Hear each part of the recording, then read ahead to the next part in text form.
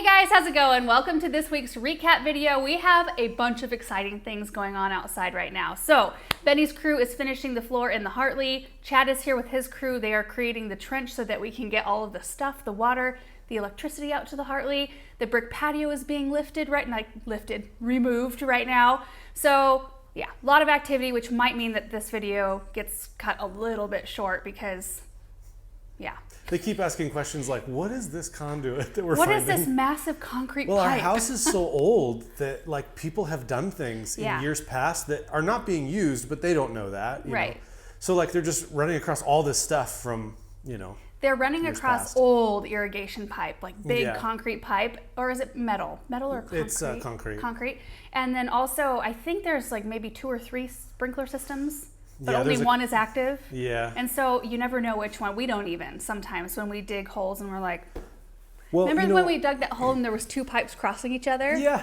And we were like, what, like right on top of one another. Where did these go? Yeah. Anyway, let's just jump into the videos from this past week. First one was working on our friend's new build landscape. So our friends finished this home a year or 2 ago, I think, or they've been working on getting this home finished. And we went there really early on. Before there were any flower beds or anything, and I thought initially that it was a design that I would tackle myself. I don't enjoy garden design very much at all. In fact, that's one of the reasons why I remember when we very first started Garden Answer, my mom's like, what is your goal here? And I told her to say no to landscape plans because I had to do it at the garden center. And I did not enjoy that at all, and I wanted a little freedom in that realm. Anyway, we went there early because I thought, well, this might be a really interesting project because there's a lot of you guys who have new build homes or blank slate gardens. So to see something come from like nothing to something would be interesting. But then with all the things that they wanted to do, like gazebo and fire pit and a hot tub, there was some other things in there that they wanted. I just thought, this is a little bit beyond me, especially right now. We've got a lot of things going on. So go get your landscape design done, which they did. And I think in the video I said that Far West did the landscape. It was actually designs by Ashley, is that right? Ashley Taylor Designs. Ashley Taylor Designs. Don't quote me on that. Who works for Far West. So it's a little squirrely, but she did it on her own. It was her own design. Anyway, so I'm working off of her design primarily. Which is nice. It is so awesome, you guys. So like the shape of the flower beds, the berms, everything in that plan was not designed by me. I just get to come in and do the fun part and just go off of their key for plants. We're tweaking little things here and there because once you get into a plan, and every designer knows this, you get into the plan, you have to make tweaks because you're like, ooh, this exposure is a little bit different than I thought, or maybe the spacing ended up being different, but overall. Or availability of plants. Right, that's sometimes it's like, thing. well, we can't get this plant, so, put something else in. Yeah, so it's really fun. I really am gonna enjoy this project. We need to go there like maybe tomorrow. They have a graduation party for one of their daughters in like a few weeks, and we want to get a little bit more done at least in the front. But anyway, Stephanie said, very interesting to see the berms and the beds near the house. This must be an idea reserved for dry climates. Yes, because here in Virginia with all the rain we get, you'd be sending a lot of water straight to your foundation. Not good. The berms were, I think they were an afterthought. Again, we didn't put the berms in or suggest the berms. They just wanted, our friends wanted a little more like contour to the beds. What do you call that? Topographical interest? Yes. Yeah, something like that. We are going to be feathering out some of the berms, especially around the backside because they're like way too tall. Well, they'll naturally feather out anyway, just from the rain that we've been getting this spring. Yeah. Because they were just placed like a couple days before we got there. They'll be settled some. And they weren't like stamped down or anything. Right. So it'll be interesting because I'm so used to everything flat. And I grew up in my parents' garden they garden on a hill, so it's not flat, but they have terracing, so everything's flat there too, really. On each level it's flat, so it's interesting. To answer the question though, in our area it won't send any water toward the foundation. Yeah, no, it won't be an issue. I mean, we get a gully washer every once in a while, but that amount won't. Even then the ground just soaks it up. Yeah. Kathy said, just curious, how are they going to get the hot tub in that spot with the shrubs there?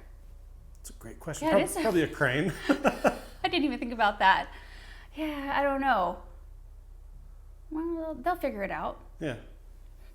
Patty said, I see the others have concerns about the berms, and I agree with those concerns, but also I can't help but wonder about the root ball on those bushes. How can they survive in your winter temperatures when the root ball is above the earth's surface? It'll be interesting to see, I guess. I think it'll be fine. I mean, it's like being hilled in.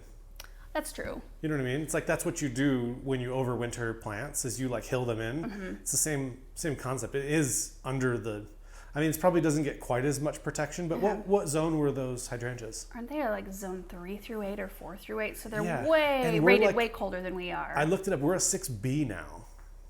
At least that's if you just Google our area. That's what it says, 6B. So if you have a zone 3 hydrangea, I feel like it'll probably be okay. That doesn't mean that everything we're going to put in is rated down that cold. So, but you're right. It is like hilling in things like we did with our big trees that came in that had to, I think we got down into the teens after they were even delivered here. So I think everything will be okay. People do berms a lot around here.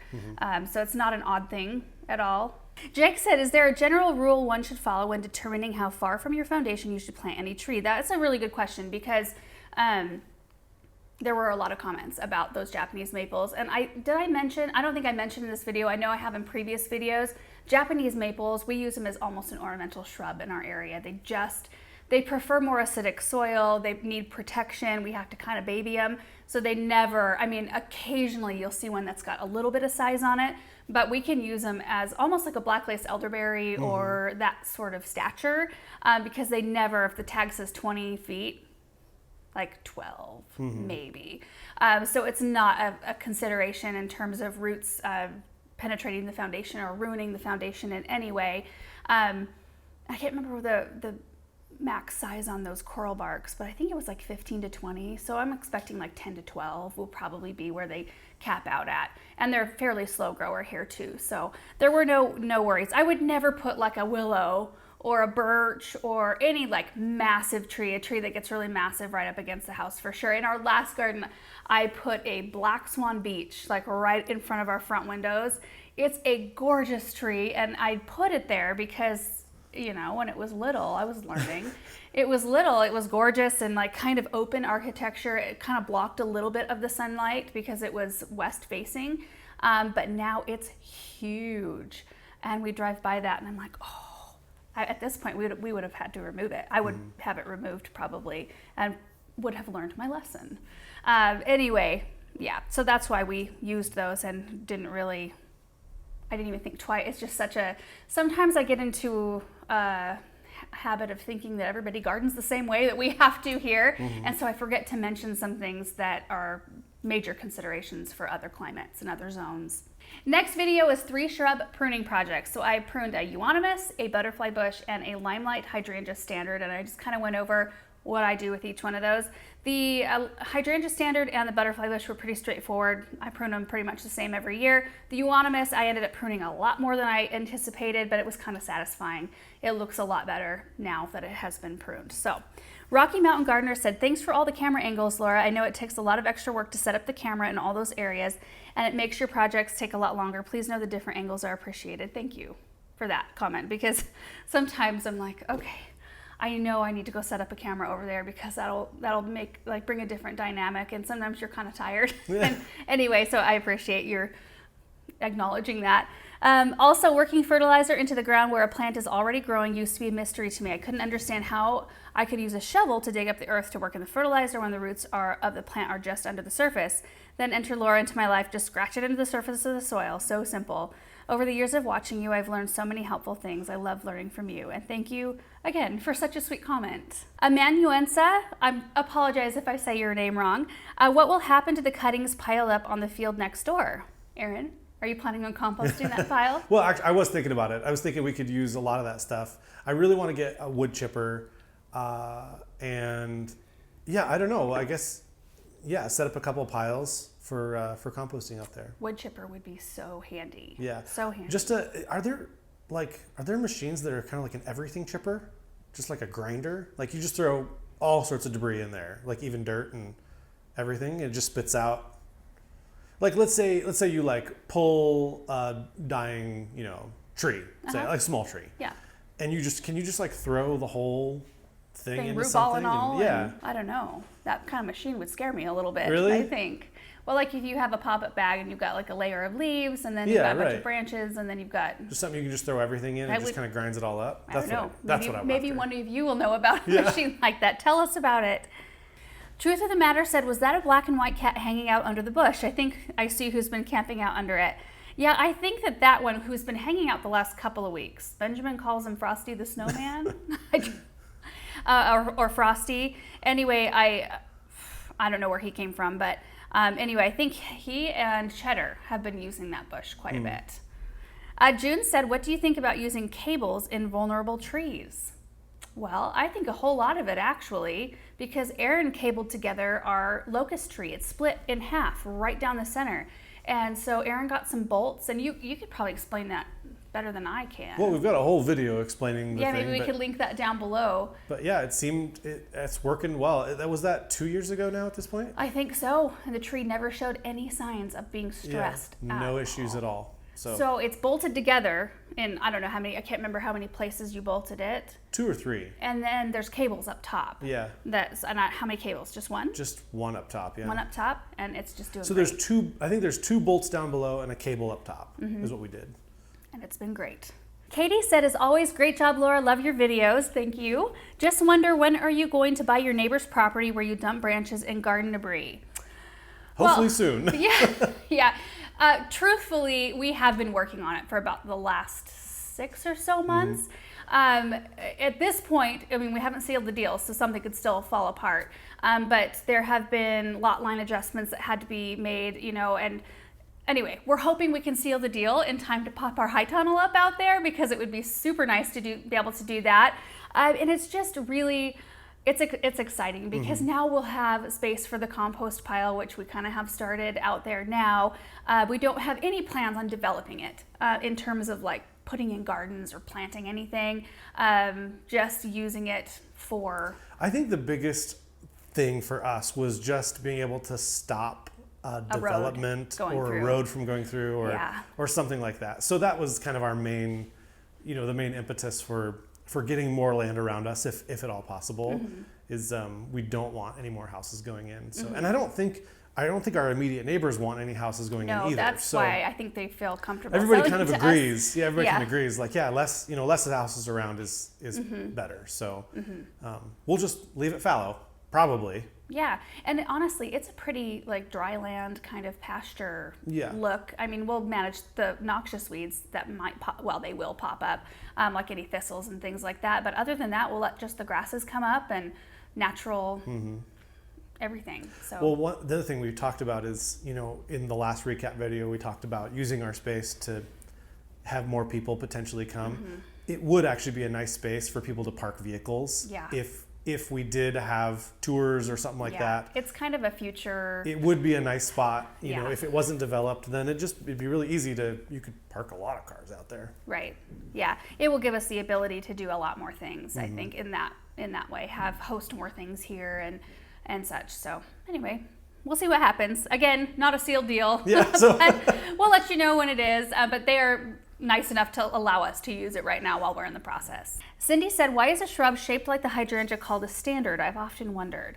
Yeah, that is kind of a weird thing. They should just be called a hydrangea tree. Yeah. I looked it up. It's something about an old English term, and it just means to stand. Like it stands, whatever that means. It's a standing shrub. Yeah. Yeah, that kind of makes sense. Yeah. Deborah said, so how long did that take? Well, I was booking it because that storm was due to arrive. I think maybe about an hour and a half to 2 hours, maybe total. Which, I only got 3 shrubs pruned. That's not a lot to get done in that amount of time, but I did move cameras around an awful lot. Yeah. So anyway, Garden Girl said, garden tours coming? Yeah, I think we'll probably do one here fairly soon. I'm guessing we'll wait till all the heavy machinery is out. It's hard when the machines are going because of all the noise.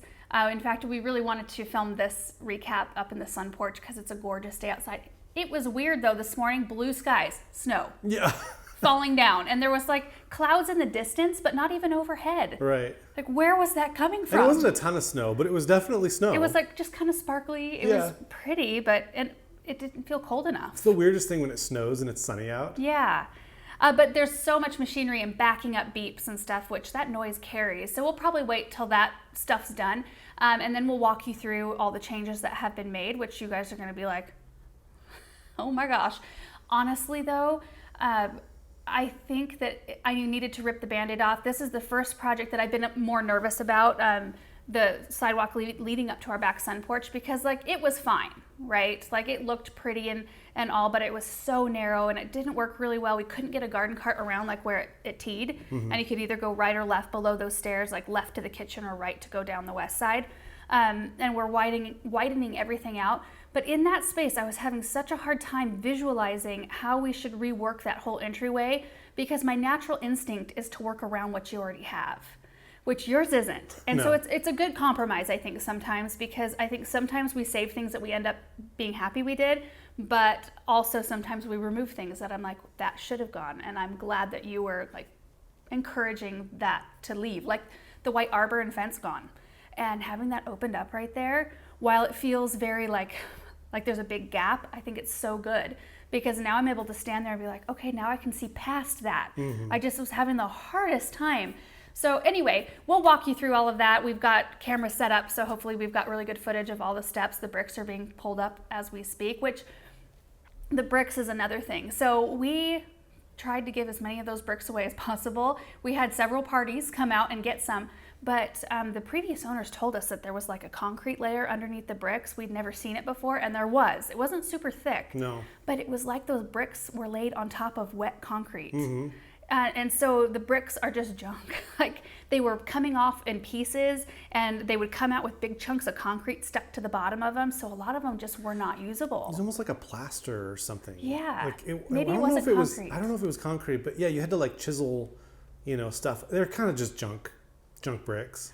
I think that the people that came got the good ones. I mean, you kind of had to pick around and find pockets that weren't stuck together and such. But anyway, that's kind of nice seeing that go. And yeah, lots going on. Next video was planting trees day 1 south garden. So we planted, I don't remember how many of them we planted out there. 1, 2, 3, 4, 5, 6, 7, 8, 9, 10, 11, 12. I think, ended up in the south garden. We ended up having to break our tree planting project into 3 days. One afternoon was spent placing, and then the next day was spent planting in the south garden, and the next day was spent planting our back border. Those big trees are a beast to move around, and I am so thankful for the tractor. And we did rent a skid steer with a 36-inch auger, which I dug the hole for the last birch tree yesterday, and I'm thankful for that auger. I mean, I'm fine digging or using our auger or digging hand digging holes for smaller things, but those big root balls. Ooh. You can dig like, one hole for a big root ball. Yeah. And manage it, but 26? Not 26. Is what we ended up planting out of the 30, and that would have taken us like a couple of weeks. Right. And a lot of sore nights. Yeah. So Chillin' in the DMV said the South Garden is incredible. The amount of structure you've achieved in a short amount of time is mind-blowing. I can't wait to see what this season brings. I can't wait either. Honestly, as things wake up, I'm just reminded of what's actually out there. And the grass, we've been receiving so much moisture. Thank you, Jesus. We've been receiving so much snow and so much rain that the grass is just, it looks emerald. I mean, there's weeds in it, but it looks emerald and beautiful. And I just feel like it's going to be a good season. I'm excited about it. Naomi said, how did you reconnect the 2-wire irrigation system? It looks like the broken length was bigger than the hole. Did you have to dig in another place to remake the connection? Yeah. So we already had 2-wire within about 15 feet of where that line went to.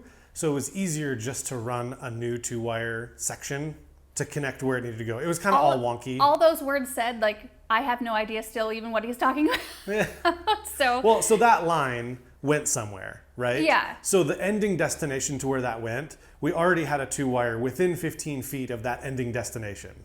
So instead of trying to run a new 2-wire and repairing the line, it was easier just to like run a new 2-wire line under the surface of the ground, that 15 feet that we needed to go. So it's not in the same location though? There's no more 2-wire in that location. So how is it, so if it was pulled from like where that hydrant is, back in the corner, if it was pulled and snapped there, doesn't it need to connect there? No, it originates at the house. And the nice thing about 2-wire is you can spider any direction. So it originates at the house and it splits, and one line goes all the way around the perimeter of the new property. And then one line goes across the grass that we put in. And then it goes over to the mulberry tree. And that was kind of the ending destination, was right around the mulberry tree for the other line that got cut. So because we had it going in multiple directions, we already kind of had it close, not in the same spot, but close. So anyway. So the wire that was cut only So we just abandoned worked it. that side strip of grass along our Yeah, so now driveway. it stops. The stuff that we cut, the 2-wire now just ends at that hydrant, and it doesn't continue on anymore. Gotcha. Because it didn't need to. Okay. It is kind of complicated. I totally get it. That's the thing that's awesome about the 2-wire is that you can splice at any location and run it anywhere you need to go. Whereas like old school, just like regular sprinkler wire, you have to have a home run line from the Can you original imagine? place to where you're going. That wouldn't work for us. MW said, can you do a video about how to stake a big tree? I have one I just transplanted into a windy spot that is pretty much laying down. Ugh. We use tree straps a lot, which my parents' garden center sells, and I think most garden centers do. So they're straps that won't harm the trunk. And then you tie a string to them, and then we guy wire them down into the ground. And it's typically how we do it for ours. We've been doing it at least in 2 directions, if not 3, like the big cypress out there. Or not cypress, cedar. The big Deodora cedar that we planted out there, we did from 3 directions, and we proceeded to have a 60-mile-per-hour windstorm that night. Wasn't it that night or it was the next day? And that tree just stood out there. I was just watching it and so proud of us for actually following through and getting that staked. Thank you, Paul, for staking that tree. And it looks beautiful out there. If you don't want the kind of guy wire look, you can also run stakes in the like T-posts in the ground and attach the T-posts. And you can either do them at an angle or you can have them straight up and down. I think the idea, if you're planting a smaller tree, the idea is not to actually have any tension on the tree if it's already straight. Right. I mean, if you have to do a correction, that it's leaning and you have to correct it. So then in that case, there's tension. But if it's already straight, the idea is to not really put any tension on it. So you could have like 2 posts or 2 stakes or whatever, and then you could have your string running to the trunk around tree, what did I call them? Straps. And so they're kind of loose, so the tree can still move in the wind, which will increase its strength a lot instead of, just making it stay one direction all of the time and creating that tension. So it allows the tree. I guess that's not good for it. Yeah, right. To stay under and tension. we do that in correction purposes, but we don't leave them on the trees for very long. Like in the case of these new ones, we will leave them on for probably this season while they're getting rooted, especially on that cedar. That cedar, I don't know. We're going to have to pray that tree survives. We had the root ball on the tractor forks, and the root balls of especially the cedars, even inside the cage and inside the burlap, you could feel how they were crumbling apart. You have to get the cage off the tree. So we had to cut the cage off, and then that tree just fell through the tines or the forks of the tractor, and it kind of broke all apart. So I'm hoping that tree survives. Yeah. It looks so pretty out there, but most all the rest of them went pretty smooth. T-Man said, is there a place where you would recommend looking for trees this size that does not break the bank here in the Pacific Northwest? Well, we got ours at Jaker. That's a re-wholesaler. I would check with your local garden center. I don't know of a lot of the names of a lot of growers. I would check locally or close to you. Yeah. Do you have any suggestions? You just have to do some searching around. Yeah. I mean, a lot of internet search of your local area. Look for, search for things like nurseries, tree farms, things like that. Yeah. I just learned this week that there is a place near us, near Boise-ish, that has trees that you can buy that are 30, 35 feet tall, the ones that come in the big digger. And they're expensive. $5,000, $6,000, $7,000, $8,000 a tree. That puts our load of trees into huge perspective. Yeah. Because people buy those big trees. I don't know People who. think that we spend a lot of money. I know. That's the thing is I just wish that we could show some of those projects that we hear about. Because we work with some landscapers and stuff and some of the projects that they work on. And the things that we do pale in comparison to some of the projects that these landscapers work on. And what we do is for, it's a business. Yeah, some people think that what we're doing is, that's probably the biggest tree load anybody's ever had, ever in the world. I asked, it was Benny who told me about it because they're here working on the Hartley floor. And I was like, how did I not know? Yeah. How much are those trees? Yeah. I have a couple spots and I'd love a couple big trees like that. But then he told me the price and I was like. Yeah, there's people putting in landscapes that are just massive in comparison to ours. Oh my goodness. I want to go tour these landscapes. Yeah. I know. Well, my guess is like they're probably Private fairly homes, private people. yeah. Going Green Mom said, do you guys call before you dig for stuff coming in? Yes. I know this was lines you put in, but what if it had been... No, we don't actually. Oh, when we dig for trees. I'm sorry. I thought about all these other projects. Any like equipment that comes in. We had dig line come this week. There's marks all over our driveway showing where electrical and gas are. Aaron, you knew there was a line close to where we were digging. I thought it was going a different direction. And you know what? I could actually get a locator, because there is copper in that 2-wire. I could have located it. But those locators aren't cheap. I mean, like, I want to say in the several hundreds of dollars to buy one. Compared to the several hundreds of dollars to have your lines repaired. Well, yeah, Benny's probably not going to charge, I don't know what Benny's going to charge to repair that. But it's cheaper than a locator, I'm sure. Really? Yeah. Angleview Gardens said, wondering how much was spent. Aaron, do you know? Millions. We spent millions of dollars. And billions of dollars. Ellie said, did I miss that you guys got a dog? Or am I wrong? No, that's our neighbor's dog, Gracie. And she is sweet and it's the best pet. She comes over and visits and plays and then she goes home. It's the best kind of dog to have. Yeah, it's perfect. I like dogs and I like pets. It's a little bit hard, like right now with all of the activity and the little, having little kids and stuff. But I know the day is coming. Benjamin wants a dog. Benjamin will want a dog. It's just so hard because some dogs are like diggers. So, like some dogs are naughty. And if you don't have the time to put, the time into the dog we have to be ready for it, basically. Yeah, you need to be in a place in life where you can invest the time into your dog. Otherwise, it's really not fair to the dog. Right.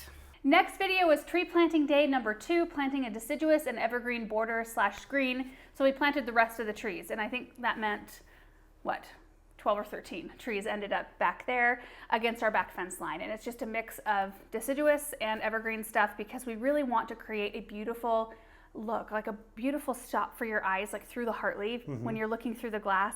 Instead of seeing the white fence that's on the other side of our driveway, we are going to remove that. We want that whole garden to be opened up, like the whole view, but we also want there to be a beautiful screen in the back so that all through all the seasons, it looks really pretty. So in terms of winter interest, our game is strong back there now, especially once those grow up a little bit. We are going to be putting some other like skinnier and more accent evergreens in there as well. And then we've got like a prairie fire crabapple we put in. There are 3 big birch trees, so those will look gorgeous all seasons because of their beautiful bark. And then I've got some lilacs I'd like to plant back there. We do need to do some summer things, but it's gonna be so pretty. We need to get some red fall color back there because we'll have yellow with the birches. We have the Sensation box elders kind of orange, and then prairie fire is probably red, I'm guessing. But anyway, I want there to be a good mix. We've got a lot more opportunity for planting though where the fence is. Once the fence comes out. That may be what happens too. I kind of want to once that fence is out, I kind of want to see what it feels like because that view from the Hartley would be pretty to have it kind of open and feel more included, but also a secret garden would be really magical, something awesome about that. So we'll see what happens. But the Plantastic Nerd said, okay, but who else is super excited to finally see Laura and Aaron plant those trees? I was. Also, I wish there was a remote I could use and fast forward to 5 years from now and see how your garden has evolved. It's going to be marvelous. Yeah. I wish we had the ability to do that. That would be fun. Yeah. Just to see how things have grown. It's going to be awesome. It is. Seeing back to the area that's being demolished, seeing that kind of be laid flat and blank slate, and I've got plants on order to come for around the Hartley, like that, it makes me so excited. Like we are so close. I was talking to my mom last night because she's ordering the plants in for me, and she's like, how soon do you need those? I'm like, I think the area might be ready by the end of next week. Like it's possible, like the structural things we're gonna do. Yeah. For planting, maybe. I said we're not a huge hurry. I think that's ambitious, but anyway, that's how excited I am because I don't know. I think seeing it one step closer, you just have to pinch yourself and be like, I cannot believe. Well, you can see how quickly you can get it to that point. Really, I mean, as long as Chad has time to lay waste to that area, it'll happen quick. Right after we're done in here, I'm gonna go out and there's a few more plants I want to dig before he makes it. So I'm like, don't go too fast. I got a couple more plants to get out of the flower beds. Anyway, 123 Rockchild said, do you have an issue with the neighbors' tennis balls and basketballs having to be retrieved from your yard? No. Have you ever seen them use it? Yes. How often? Right at the beginning of COVID. Oh, sure. because everybody Everybody was home. Yeah, right. And their kids were out there playing, and they did put a net up. It's kind of like not working now, like it's Yeah. kind of fallen, but they put a net up, which was super nice of them. I don't mind Yeah. throwing. I had to throw tennis balls back like twice the entire Yeah. time we've lived here. We've been here for like 6 years now? Yeah, 6 years in May. And yeah. So no, it's not even close to being Yeah, like an it's issue not an or something we issue think about. at all. Naomi said you planted a lot of evergreens. Are they your preferred type of trees, or are deciduous trees just the next step that you haven't gotten to yet? I always want to start with evergreens first because evergreens are your blocks 24/7. All seasons of the year is what I was going to say. Your evergreens are going to be like the mainstay plants because those will be covering. So if you have something that you're really wanting to cover, maybe it's something on your own property. You've got like a shed, or you've got, whatever that you're trying to screen. Evergreens are the best way to do that because they'll screen it all the time. So we always lean heavy on those first, and then we fill in with deciduous as well. I would love to have been able to put an evergreen a little closer to the corner, like the corner of our barn, but spacing limitations were such that I felt like that wasn't a good idea. And I don't want, like, we're going to be training. Some of the branches will be shearing off, just like with the Sensation box elder. Our neighbor loves trees, so it's not an issue. I think there was maybe some concern that some of them were too close. Most of them are spaced actually far enough away to where their canopy will only just maybe go over the fence a tiny bit, but we'll be very cognizant of that. If there's any branches cruising that direction, especially when they're young like this, we'll be able to trim those off and keep everything close to our side of the property. But we hop over there, like Aaron hopped over when we were done and blew off their basketball court right there because we did flip some dirt in there. So we're pretty mindful of like leaves that go over, whatever. We'll take care of all of that. But anyway, that wasn't the question, but I don't think I have a preferred. I just want a good mix of both. But we felt like evergreens, because they're also so slow growing, are the best ones to start with. Green Rock Garden said, wouldn't the root systems on those trees crack the concrete pad on your neighbor's side? Just something to consider. We have roots grow into our pool wall, which caused a few problems. Guess I'm too late since you already planted them. I don't think that's going to be a problem at all.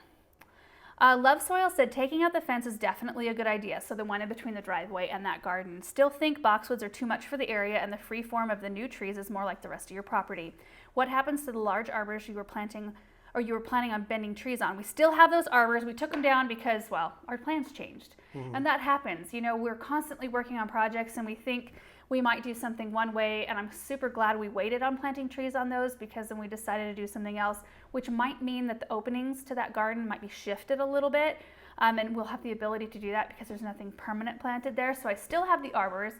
We may use them out in the south garden. I'm not sure. We'll use them somewhere. But yeah, the boxwoods are still kind of in question. I told Aaron, because he really wants to get rid of them. Yeah. I love those boxwoods mainly because they're the nicer boxwoods on our property. They've always been nice. I love the nepeta that's planted in the formations. I love the alliums. We do need a new fountain back there because that one's broken. We popped a big old hole in it one year. But what I'm thinking, I told Aaron, and you were totally fine, just kind of holding off for a minute and waiting till that fence comes out. Because once that fence comes out and we remove the gravel from the part of the driveway that we're going to incorporate into the garden, it might feel like they fit better. Yeah. Maybe. I do have a plan sketched up, though. That would be amazing if they were gone. I don't know. Who knows what's going to happen. That would be the first thing that I feel like we would remove that would make me very sad. It could be in place, you're going to put something in place that works way better for your space, that looks more appropriately scaled and all those things. But still, I always liked the view like across the boxwoods to the barn. And my flower field garden said, did you remove the big tree close to the hydrangea hedge? Yes, we did. It was about time. We probably should have done that a couple years ago. Yeah. Ooh, that Scarlet willows are amazing. I planted one in our backyard in our townhouse before we moved here, and they're a beautiful tree, but they are riddled with problems here. They're susceptible to borers, first of all, so you do have to treat them with a systemic insecticide once a year right after they're done blooming. But this one was a little bit sad when we moved in. It was starting to die off in sections, and it would get covered in spider mites, like not just a little bit, like covered in mites every year, no matter if it had a systemic on board. And I didn't want to spray this huge tree with stuff. I just don't feel good about that. There is no other tree on our property that I have to spray with anything. So I we just decided, especially after last year and the year before, it would defoliate completely in the Yeah. summer. It would look like it was a dead tree. Right. And then it would leaf back out in the fall when it got Yeah. cooler. But it was a bad deal. So we had that one taken out. Lynn's Wild said, do you think you would turn this garden into a playground for the kids, like a swing set? It's too far from the house. Yeah. That space doesn't work for a swing set. I don't know, like our kids have a lot of stuff to play with and on. You and I both had swing sets growing up. And never used them. Mm-hmm. So maybe a little bit in the very beginning. There's so much to do and play with around here. I did find one. I can't remember what the brand name of it was, but they're gorgeous. like luxury swing sets, I guess you could call them. And they were like call for a quote. Yeah, it was a call for a quote. Although I Googled a price list. Oh, you did? Yeah, and I found you found one. Yeah, or what did I do? You had to create it. I forget what it was. Anyway, but they were like between like $30,000 and $60,000 for these play sets. For a swing set? Yeah, they were elaborate. I mean, I remember you showing me. They were elaborate, gorgeous. but they were like insanely priced. But anyway. Aaron, swing set, paving the driveway. Swing set, paving the driveway. Probably neither. Probably not. Kai said, I think the boxwood formation is way too big for that area. I see the kind of comments that you picked out. Can you reshape and reuse them somewhere else? You know what? We initially thought, wouldn't it be cool to have that whole boxwood formation dug out and planted right behind the Hartley? But I think it's even too big scale for the Hartley. Yeah, it is. I think it's just an overwhelming shape. Mm-hmm. There were a lot of you who agreed to keep them though too. I don't see any representation in these questions right here. All right, moving on to the next video, maintaining the flower beds and planting up new pots at our church. So I really wanted to get after that before Easter. I'm glad that I got it done. It was super windy that day. In fact, I don't think it showed on the video, but like when I was raking, leaves were just blowing out of my piles that I had raked up. So I'd like try to rake really fast and then get it into the bag. Oh my goodness. But I think it did look a lot better when it was done. So I just walked you through the maintenance of everything that I needed to do in that front flower bed. Then I removed the fluffy arborvitaes from the pots, filled them back up, which I actually had to call Aaron and ask him to bring me more soil because I brought 3 bags of potting soil and 1 bag of land and seed to put in each pot because I knew the soil level was probably down a little bit. It was down like 18 inches. That's crazy. I don't know. Was something where did it go? Yeah. It's so weird. So, and then you dig out a tree, you dig out that root ball, and it makes more of a hole. So I ended up using about 5 bags, maybe 6 on one of the pots, and then the land and seed compost in each one of those pots. Anyway, I feel like they look so much better and much more fresh, and it makes me happy. Angie said, a new gardener in Ohio, the flower beds look great after the cleanup. Dad going by and honking brought a smile to my face.